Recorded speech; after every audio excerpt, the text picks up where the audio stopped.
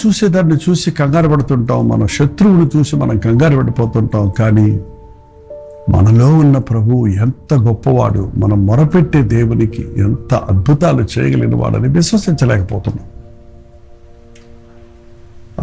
యాత్రికుడి ప్రయాణం అనే పుస్తకం ఉంది, మీరు ఎప్పుడైనా చదివారో లేదో. బైబిల్ తర్వాత చదవగలంత పుస్తకం అని ఆ రోజుల్లో చెప్పేవారు.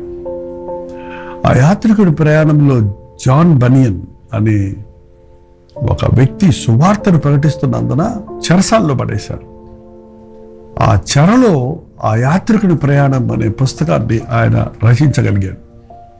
దైవ దర్శనాలను పొంది అవన్నీ దేవుని యొక్క ప్రత్యక్షతలన్నీ భద్రపరిచి పుస్తకంగా ప్రింట్ చేశాడు. అందులో ఒక సంభవం ఉంది. ఏంటంటే అక్కడ ఒక మంట మండుతుంది. ఆ మంట మండుతున్న మంటలో సాతానుడు బిందెలు బిందెలు నీళ్లు పోస్తూ ఉన్నాడు.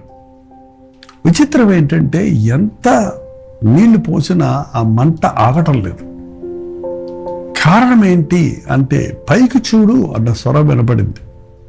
పైకి చూస్తే దేవుని దూతలు గంగాళాలు ఉండే, చూడండి, అంటే ఒక 4-5 బకెట్లు నీరు పట్టగలిగినంత పెద్దవి. అలాంటి గంగాళాలతో, అంటే బిందెకి ఒక 5-6 రెట్లు పెద్దదైనటువంటి పాత్రలతో నూనె పోస్తూ ఉన్నాయట. ఆ మంటలో ఆ నూనె నీళ్ళ రేషియో కంటే ఎక్కువైంది కాబట్టి నూనె పోస్తున్నప్పుడు నీళ్లు పక్కకు జారిపోతున్నాయి, మంట ఆరలేదు.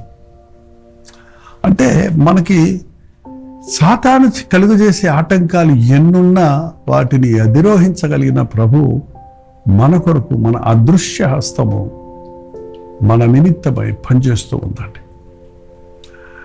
మన మనోనేత్రాలు తెరవబడితే, మనం నమ్మిన దేవుని యొక్క గొప్పతనాన్ని గుర్తిస్తే, మనం విశ్వసిస్తే, మీరు భయపడొద్దు, యుద్ధం యెహోవాదే, మీరు ఊరక నిలుచుండి చూడుడి అని మోషే ఆనాటి ఇశ్రాయేలీయులకు చెప్పినట్లుగా మన జీవితాల్లో మనం రకరకాల యుద్ధాలను, పోరాటాలను ఎదుర్కొంటున్నప్పుడు